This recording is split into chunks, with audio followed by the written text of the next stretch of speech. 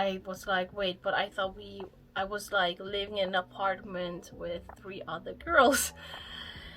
And and then I saw his boobs and I was like, oh, oops, well, okay, he's a girl.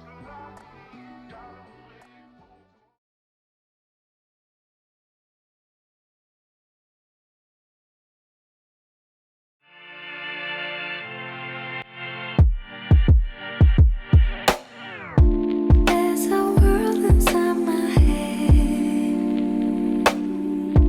I get lost in it from time to time. No one has a spare key, the only one is inside of me. Oh, I don't really dare to escape. Fall out in another space. So I stay. Hey. Oh, here we go. It's overflow.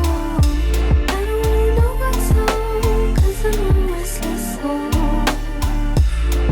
Oh, here we go. It's overflow. I don't know where to go.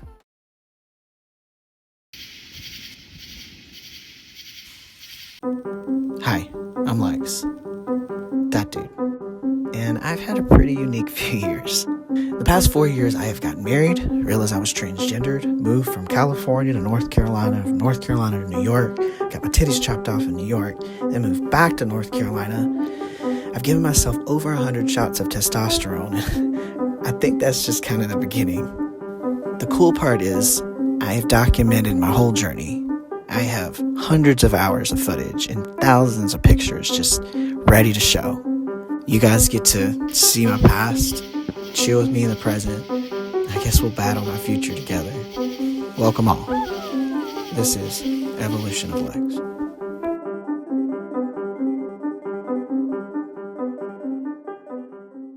Everything's not perfect. I still have a lot of things I do get dysphoric about.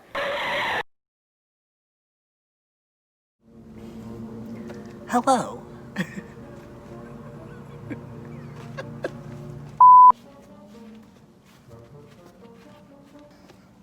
Hello.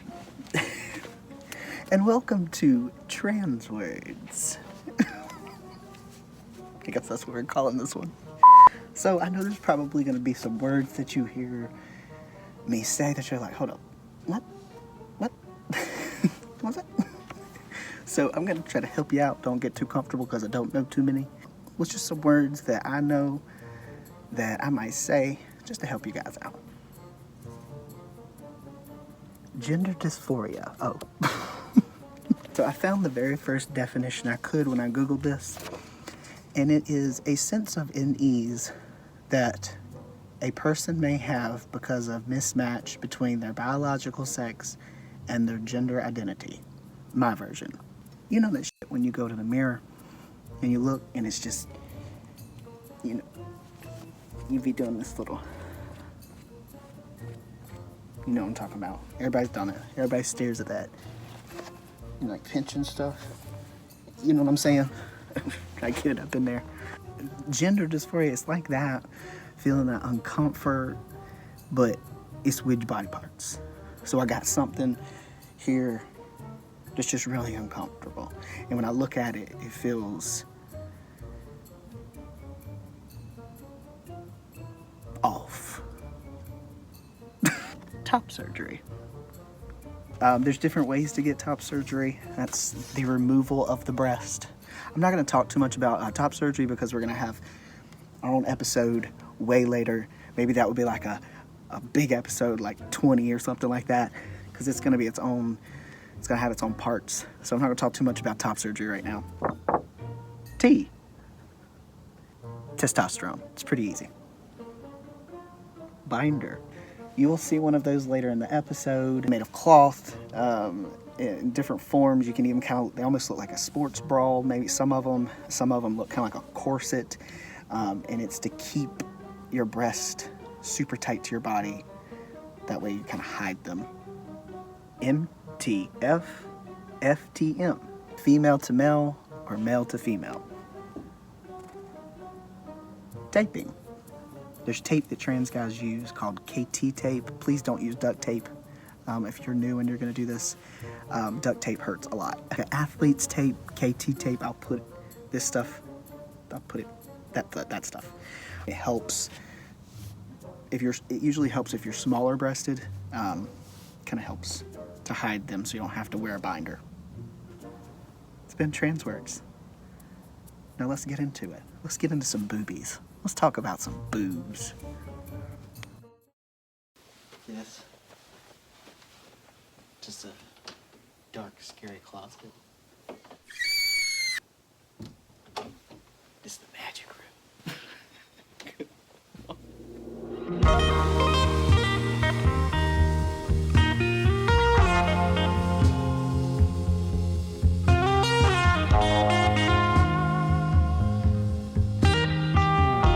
This way.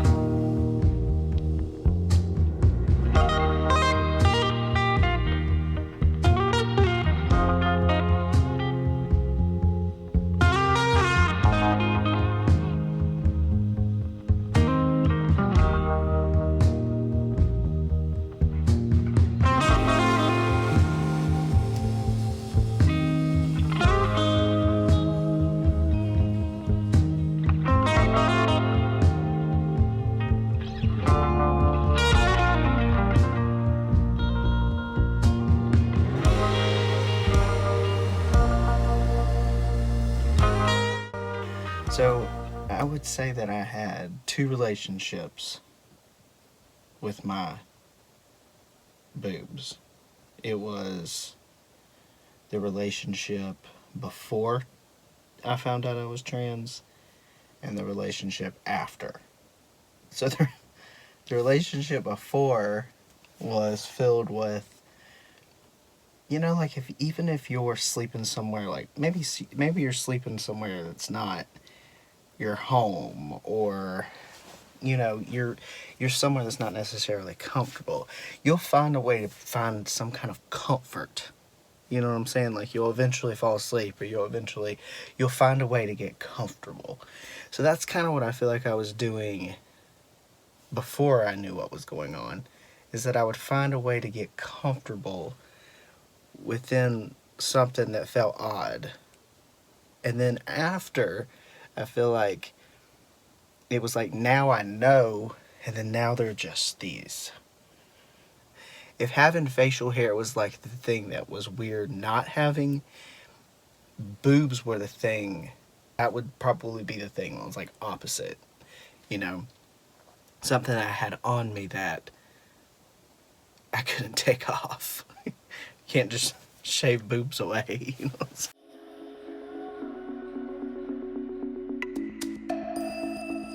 Eyes are wide open. It's calling me,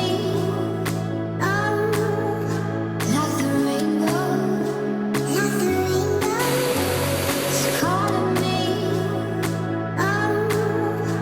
like the rainbow,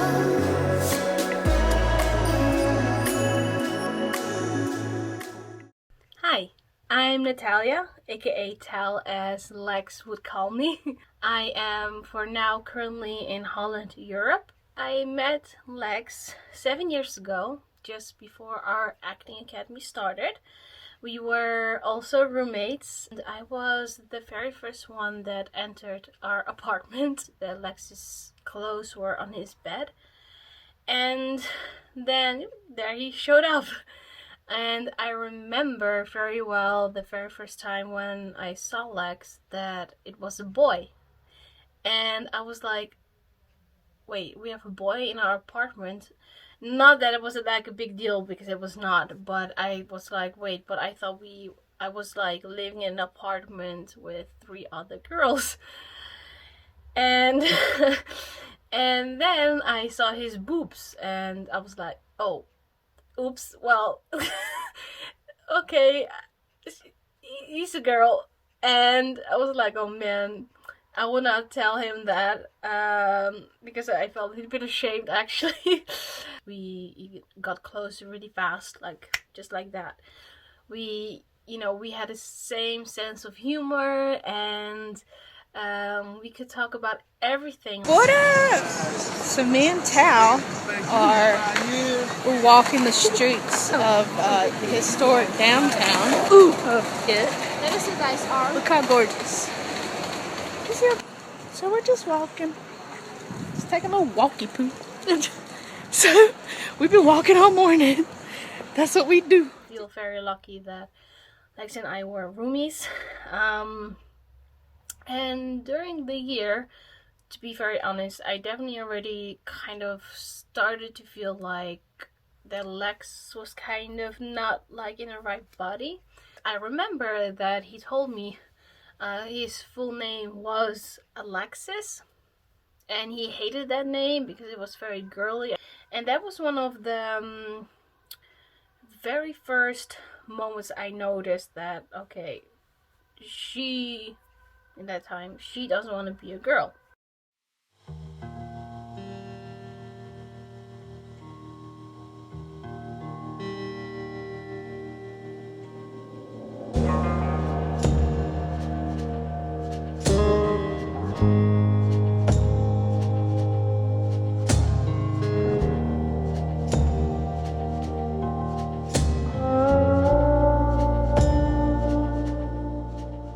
I didn't have very big breasts. I was like a B cup. And I always wore sports bras. Did you see me with a Victoria's Secret underwire? I don't think so. I was rocking the sports bra. As minimal as it could get because I hated wearing them. They were torture devices, so uncomfortable. The first time that I met him, I remember so well that during our time with Lex and I being roomies, and also in the first half of our year at our academy, that there were a lot of points that I noticed that he was in a wrong body. Because like I said before, that he was, manly dressed. It was more the things that he was talking about, like boobs. Like myself, I have big boobs. We were talking at some point about, having boobs, and for me, like, normally, like, because I have big boobs, I want them smaller because it will be better for my back, for example.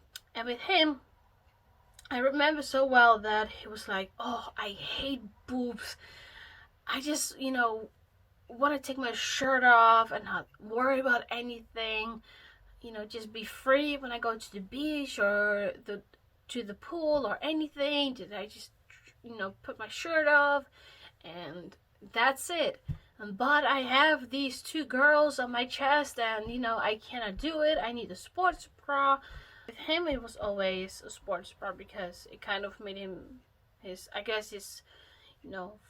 chest a little bit flatter and more comfortable. That was one of the points that I was thinking, like, he should have been a man, but a clothes also, because in my opinion, because just the way he acted about it and the way he wanted to be dressed, like, everything was man clothes, even his underwear. Like, he cannot have, like, maybe only the bra that was like women way, the sports bra, because he had no other choice. When I found out that I was trans, instantly I automatically had a bad relationship with my breast. It was like automatically. It was like, you've got to go.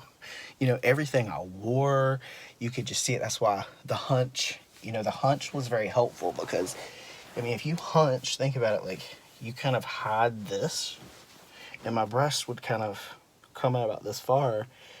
So, if you pull yourself down, your arms could kind of hide that. So, like, it would, my back would hurt, not thinking about it, my back would hurt, but I don't do that anymore. Like, I sit up straight now, and it's a lot different. These just thoughts are just like, I just wish that these two lumps were just gone. Like, they just hung there. It was not a good relationship. It was an awkward relationship. After I started T, you know, I still had them for a while. So that was also very awkward. The breast was so hard to deal with, especially you got like facial hair. It's just so awkward. So I'm going to let 2018 Lex, 8 months on T, Lex, talk to you about a binder. Welcome today to this wonderful day where I want to introduce you to this torture device. Okay? Torture device, Exhibit A. Technical term, if you want to get really technical, this is called a binder.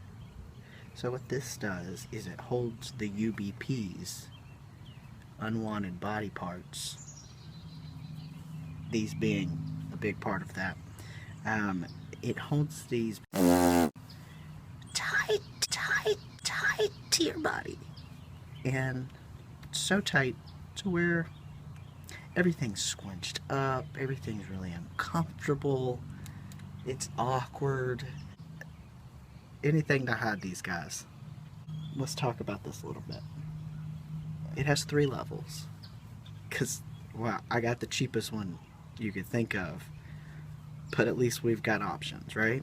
This first little level right here is called You Can Breathe for 30 minutes. Level 1. That's where I keep it a lot of times, because I like to keep my air. Right here at number 2 is You Get a Little Crazy. That's that level. That's what that's called. Getting a little crazy level. And if you get so extreme and you're feeling really crazy that day, this is called you out of your effing mind. Okay? This is called you're never going to be able to breathe. Not only are you not going to be able to breathe, this material on the inside, this elastic shit, it is the most uncomfortable material on planet Earth. I would rather wear burlap on the inside of it's that uncomfortable, and it pinches, and it's like very uncomfortable, and it's up against your skin. This I don't know if it helps that this is when I wear this. If I really need to get some flattage going, I don't have to be gone very long, I'll pull out the trusty steed reluctantly, right? So now that you know what this is, let me just show you how to use this thing. So now you'll have more of a visual, because I'm just going to do it right on top of the shirt. Look at this. Okay. And we're definitely going to go with level 1. Remember, I want to keep my air. Okay. This is how I do this. This is how absurd this is. So I pinch all this stuff together, and then I like clasp all this shit. And I feel like I'm on the Titanic getting ready for a damn dinner party. Oh, Glemelda, come in here and fasten me up. That's what I feel like. Isn't it absurd? So, okay, you can imagine this up against your skin, and I usually pull this, like, here, let me show you. Pull it so it's under, this part's under my arm. I mean, does this look comfortable? Yeah, boy, just pulling on my bra. Does that look comfortable? Thank you, God. At least I have a sense of humor. And in my opinion, I thought it was a good choice. Because I know there are people that think that, you know, there's a shock sometimes when somebody wants to transition. And he is the second one that I know as a transgender. But with him, it was not a surprise. I mean, it's a little bit hard to fully, like, being supportive, kind of, because I don't live right now in America, and he lives now in North Carolina. Sometimes a little bit hard, but I try to be there for him as much as possible, like when he had his surgery, how everything went, if he felt like, you know, if it was not too painful, and I had to know if he was not too much in pain, and if everything went okay, how are the shots, and, you know, whenever we could talk, we will talk. And we actually, one time, not voice call, but video call on Instagram. And then that was the very first time I talked to him as a male, and, you know, he already had his boobs done. And for me, it felt, you know, right. It was like, okay, this is the legs, and I could see that he was more happy and more comfortable. He's one of my best friends, and I feel very lucky. And further, I only can say like that I'm very proud of him for that he's taking a path of feeling happy. Because I think for everybody, you know, if you're transitioning, if you gay, lesbian, bi, if you're fat or thin or tall or small or where you're from, I just want everybody to be happy and that we just accept each other. Yeah, just follow his journey, see how it goes, and I hope that his documentary can inspire everybody just to be happy of who you are. The main message is definitely, like he said, you need to love yourself first. Be happy of who you are, be proud. And like I always say, if everybody was the same, the world will be great. And that will be boring. So let's make the world colorful. I love him dearly and I'm very proud of him. And I hope, like I said, that this documentary will inspire you. And in a way of being yourself. How you are doesn't matter, just be proud. Speak with clarity, 'cause there's too much noise around